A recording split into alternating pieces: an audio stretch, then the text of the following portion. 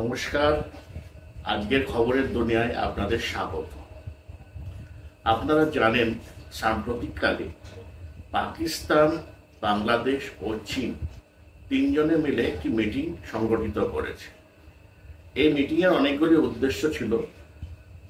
এমনি বলেছে যে নিজেদের মধ্যে অর্থনৈতিক এবং সামরিক ব্যবস্থাগুলোর ব্যাপারে নিজেদের বোঝাপড়া করে তোলার জন্য এই মিটিংটা করা হয়েছে। এর আসল উদ্দেশ্য হচ্ছে তিনজনে মিলে একটি অক্ষ তৈরি করা, এবং আরেকটি উদ্দেশ্য ছিল, সেটাই হচ্ছে চীনের নির্দেশে বাংলাদেশ এবং পাকিস্তান দুজনে মিলে উদ্যোগী হয়ে তারা চেষ্টা করেছিল ভারতকে বাদ দিয়ে তারা যেন সার্কের অন্যান্য দেশকে নিয়ে সার্ক একটা তৈরি করতে পারে। তো এই ব্যাপারে তারা নেপালের সাথে, ভুটানের সাথে এবং শ্রীলঙ্কার সাথে যোগাযোগ করেছিল। আফগানিস্তান পর্যন্ত পৌঁছাতেই পারেনি। আফগানিস্তানে তাদের বলার সাহস নেই। জানেন তো এখন আফগানিস্তানের সাথে পাকিস্তানের কিরকম সম্পর্ক চলছে, তারা সেটা বলার সাহস পায়নি। প্রথমে তারা চেষ্টা করেছিল নেপালের সাথে। নেপাল তো সরাসরি না করে দিয়েছে।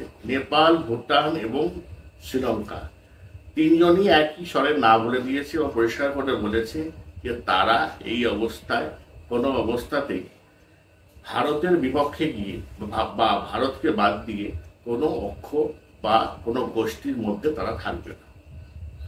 তারা গেছিল মালদ্বীপের কাছে, মইজু সরকারের কাছে। তাকে গিয়ে অনেক করে বলেছিল, মালদ্বীপ থেকেও না করে দেওয়া হয়েছে।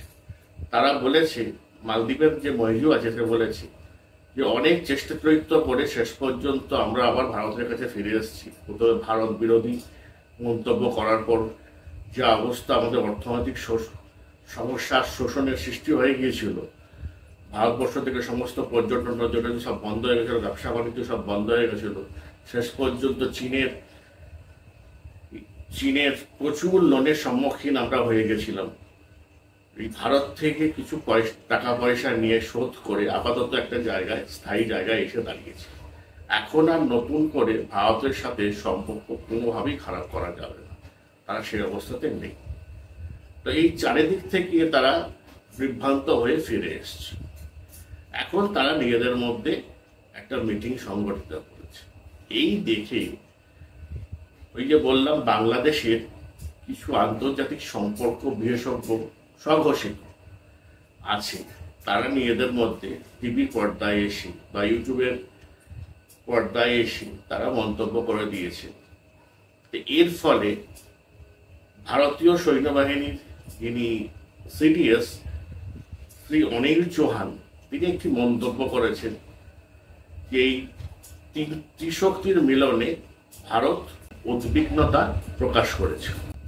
সেই নিয়ে তারা উচ্ছ্বসিত এবং তারা বলছে ভারত যত বাংলাদেশের সাথে এই রকম বিভিন্ন চুক্তি থেকে বাতিল করবে, তত বাংলাদেশ চীন এবং অন্যান্য দেশের সাথে যুক্ত হতে চাইবে এবং তাদের বাংলাদেশের ওপরে চীন এবং অন্যান্য দেশের সাথে প্রভাবটা বৃদ্ধি হবে এবং তাতে সব দিক থেকে ভারতবর্ষের নাকি ক্ষতি হবে।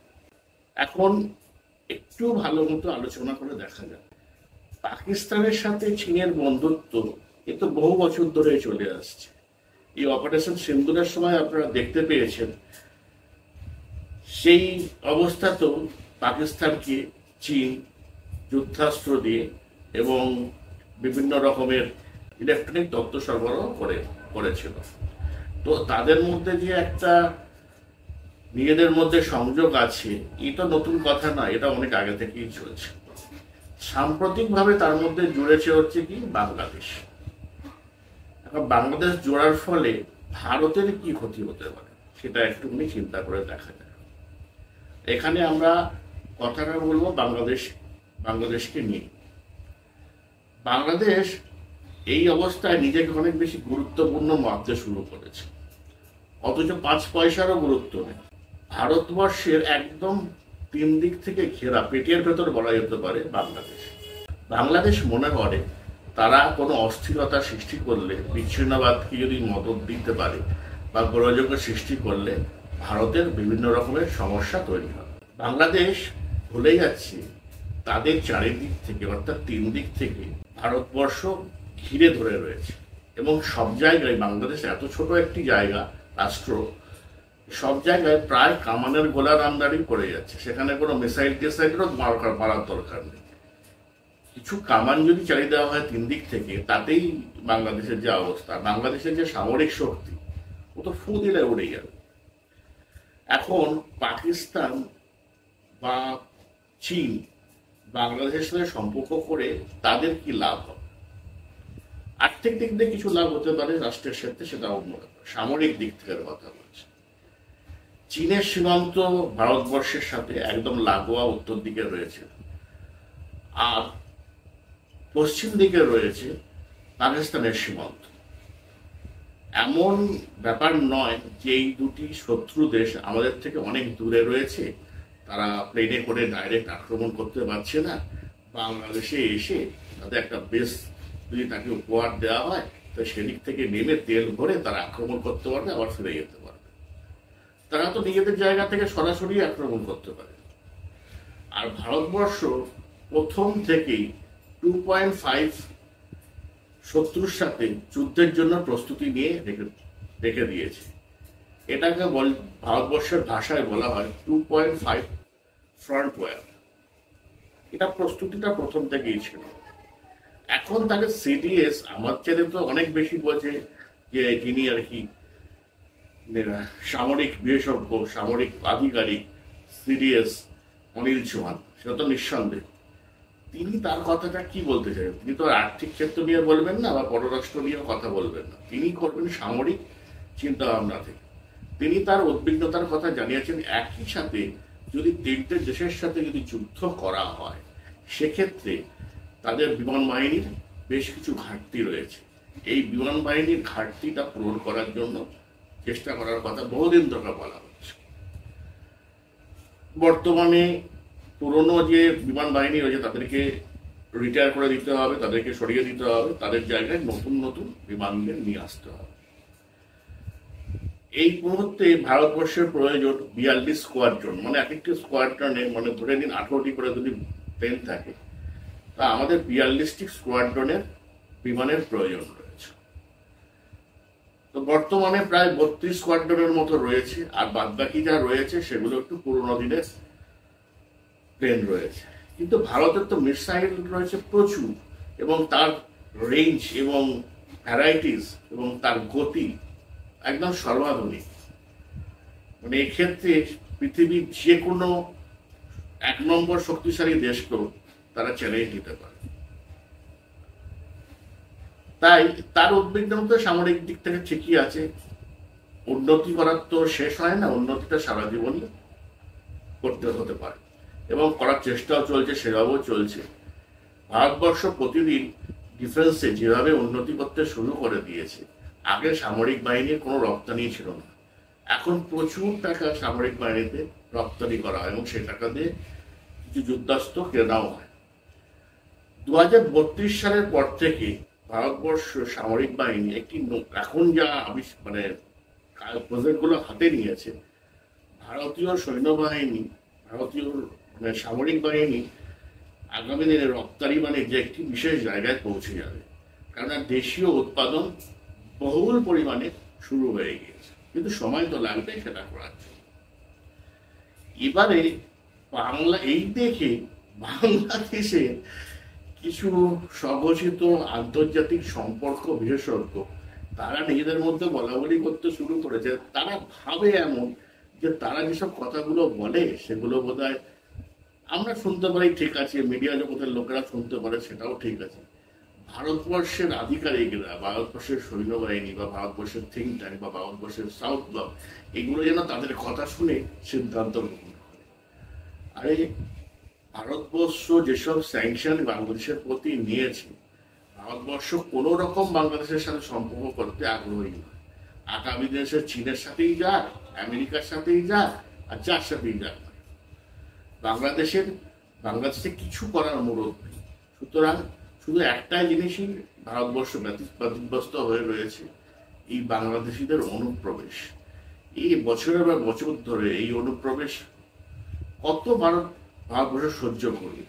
তার সমস্ত দিক থেকে, মানে সে ত্রিপুরা হোক, আসাম হোক, মেঘালয় হোক, পশ্চিমবঙ্গ হোক, বিহার হোক, সব চারিদিক থেকে মানে এই অনুপ্রবেশ চলছে এবং চলছে।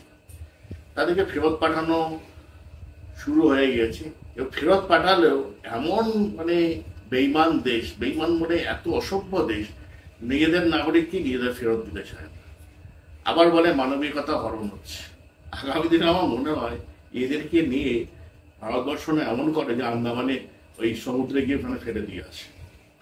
যাক, সেটা করবে না। আর দ্বিতীয়ত হচ্ছে, মানে বাংলাদেশ বোঝে না একটা জিনিস, তাদের যেটুখানি উন্নতি হয়েছে সেটা ভারতবর্ষের সহযোগিতা যা হওয়ার হয়েছে সে তো হয়েছে, তার চাইতে বড় একটা নিঃশব্দ সহযোগিতা রয়েছে। প্রতিটি দেশের সামরিক খাতে একটা বিশাল টাকা খরচা করতে হয় প্রতি বছর, যে কারণে তাদের উন্নতিতে ঘাটতি থেকে যায়। আপনারা জানেন যে সামরিক অস্ত্র কিরকম দাম পড়েছে। সামরিক বাহিনী ঠিকমতো রাখতে গেলে তাদের মাইনে, তাদের রিটায়ারমেন্ট বেনিফিট দিতে গেলে কত টাকা বছরের খরচা হয়। বাংলাদেশের সাথে এত বিশাল বড় একটা সীমান্ত রয়েছে, যাদের সামরিক ক্ষমতা মানে ফু দিলে উড়ে যায়, সেখানেও 1 ইঞ্চি জমি ভারতবর্ষ নেয়নি কোনো। এই জায়গা থেকে যদি একটুখানি চীনের মতো ওই ইসলামি স্লাইসিং যেটাকে বলা হয়, একটু একটু করে নিয়ে নেওয়া, এরকম যদি করতে শুরু করতো, তাহলে দেখা যেত যে বাংলাদেশ এইসব জায়গায় নিরাপত্তা বাহিনী পেছনে অনেক খরচা করতো, সামরিক বাহিনী আরো অনেক জোরদার করতো, এবং তার ফলে তার উন্নয়ন কোথায় চলে যেত। খাবার এমনিতেও স্বাবলম্বনে সবকিছু আমদানি করে খেতে হয়, তখন দেখা যাবে সামরিক বাহিনীর পেছনে একটা বিশাল টাকা খরচা করতে হচ্ছে। তো ভারতবর্ষ তো এইসব ব্যাপারে কোনোদিন চিন্তাও করেনি, চিন্তা করবেও না। আর ভারতবর্ষের মতো, বাংলাদেশের মতো একটি দেশকে ভারতবর্ষ জীবনে কোনোদিন আক্রমণ করতে যাবে না। তার কারণ হচ্ছে এইরকম একটা বেইমান অসভ্য জাতিকে একটা জায়গা দখল করে তো কিছু হবে না, তার সাথে মানুষগুলোকেও নিতে হবে। এইরকম একটা জনগোষ্ঠী যদি ভারতীয়দের মধ্যে চলে আসে, এরা সব দিক থেকে ক্ষতি করে, মানে টোটাল ভারতবর্ষের পুরো 12টা বাজিয়ে দেবে। এত র্যাডিক্যালিজম এদের মধ্যে রয়েছে, এরা এত উগ্র। দেখছেন না, নিজেদের মধ্যে মারামারি কাটাকাটি করছে। এবার আপনাদের বলি যে এই যে 3টি শক্তি যে একত্রিত হয়েছে, তাতে ভারতবর্ষের চিন্তার কতটুকু অবকাশ রয়েছে। আপনারা জানেন পশ্চিম দিকে পাকিস্তান রয়েছে। পাকিস্তানের অবস্থা, অর্থনৈতিক অবস্থা বহু বছর ধরে মুদ্রাস্ফীতি তো কোথায় চলে গেছে। চাল যে কত টাকা দিয়ে কিনছে, আপনারা এখন খোঁজ দিলে বুঝতে পারবেন যে আপনারা কত ভালো আছেন। তারা ওখানে একটুখানি চাল, ডাল, দুটো রুটির জন্য তারা দৌড়ে দৌড়ে ঘুরে বেড়ায়। তাদের দেশের সমস্ত মন্ত্রীরা বিভিন্ন দেশে গিয়ে হাত পাতে থাকে। সব দেশের এখন তাদের দেখলেই দূর দূর করে দাঁড়াচ্ছে, তার কারণ এই মুহূর্তে বলে চাই। এমনকি দেশের মানুষরাও এই যে সৌদি আরবের মক্কা মদিনায় সবাই যে উমরাও করতে যায়, পাকিস্তান থেকে যায় ভিক্ষে করার জন্য। ভিক্ষে করার তাদের একটা প্রফেশন হয়ে এসে দাঁড়িয়েছে। তাদেরকে মানে এরকম ভিক্ষে করতে না যাওয়ার জন্য তারা এখন আর ভিসা দিতে চায় না। পাকিস্তানে দেখলেই ভিসা দিতে চায় না। তাদের এরকম দুর্নাম হয়ে গেছে, একই এয়ারপোর্ট থেকে ধরুন ট্রাভেল করছে একই সাথে কোনো একজন ভারতীয়, একজন পাকিস্তানি। ভারতীয় কিন্তু মাথা উঁচু করে সেখান থেকে সুন্দরভাবে বেরিয়ে যাবে, আর যখনই দেখবে যে পাসপোর্টে পাকিস্তানি কথাটা লেখা রয়েছে, তাদেরকে নিয়ে গিয়ে আলাদাভাবে তাদের তল্লাশি করে বিভিন্ন রকমের তাকে প্রশ্ন তদন্ত করে তবে তাকে ছাড় দিচ্ছে। এই হচ্ছে অবস্থা। আর পাকিস্তানের মধ্যে যেভাবে মারামারি চলছে, একদিকে বালুচিস্তান তার স্বাধীনতা সংগ্রামের জন্য লড়াই করছে, অন্যদিকে তেহরিকে তালিবান মানে আফগানিস্তানের সাথে একরকম তো তাদের যুদ্ধ পরিস্থিতি। আর পাকিস্তানের মধ্যে যে তালিবান ছিল, তেহরিকে তালিবান, তারা যেখানে যখন পারছে তারা আত্মঘাতী হামলা মেরে পাকিস্তানের একদম যারা সৈন্যবাহিনী আছে বিভিন্ন বেস ক্যাম্প ধ্বংস করে দিচ্ছে। তারা নিজেদের জ্বালাই এখন চলতে শুরু করে দিয়েছে। একদিন তারা বিভিন্ন যে জঙ্গি গোষ্ঠীকে মদত দিত একসময় মানে আফগানিস্তানের জন্য, পরবর্তীকালে কাশ্মীরের জন্য, এখন তারাই সব ফ্র্যাঙ্কেনস্টাইন হয়ে গিয়েছে। তার যাদের অর্থনৈতিক অবস্থায় কাটোরা নিয়ে সব জায়গায় ভিক্ষে করার মতো, যারা নিজেদের মধ্যেই লড়াইতে ব্যস্ত, তারা কি এসে কি করবে?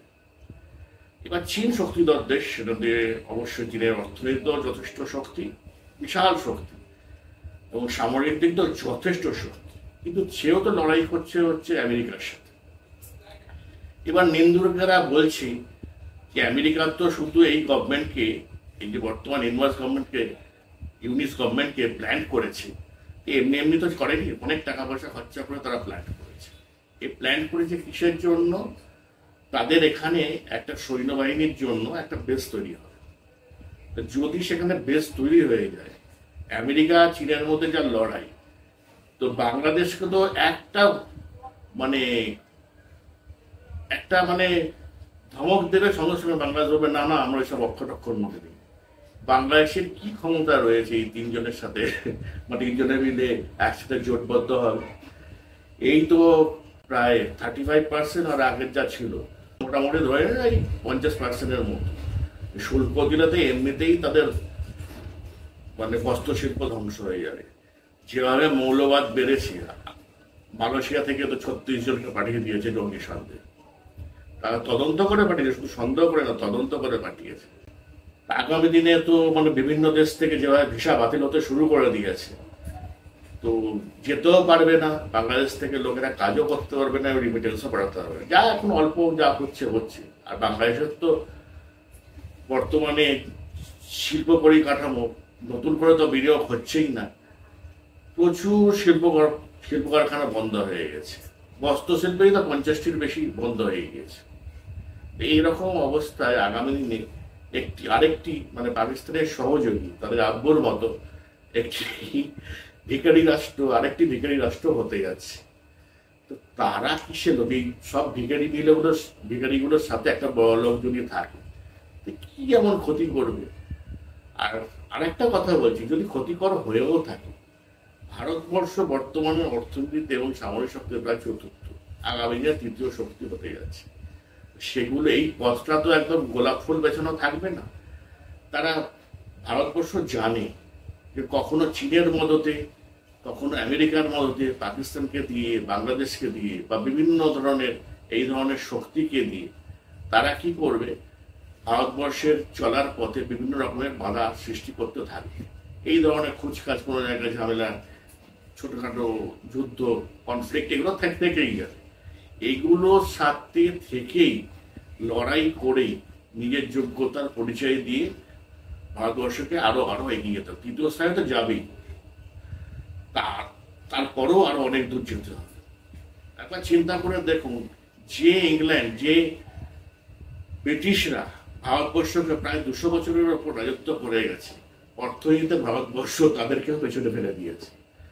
তাহলে চিন্তা করে দেখুন, সাদা চামড়ার যে মানুষগুলো রয়েছে, তাদের সহ্য হবে ভারতবর্ষের এইরকম উন্নতি? তারা তো হিংসা করবে।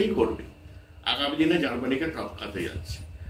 আর এই মুসলমান দেশগুলোর হিন্দু বিদ্বেষ তো আপনারা জানেন, তো তাদের সামনে থেকে একটা মুসলমান দেশ পাচ্ছে না, সারাই সব জায়গায় মার খাচ্ছে সবার হাতে, আর কিনা এটা হিন্দু দেশ এইভাবে এগিয়ে চলছে, এই কত সহ্য হয় বলুন তো?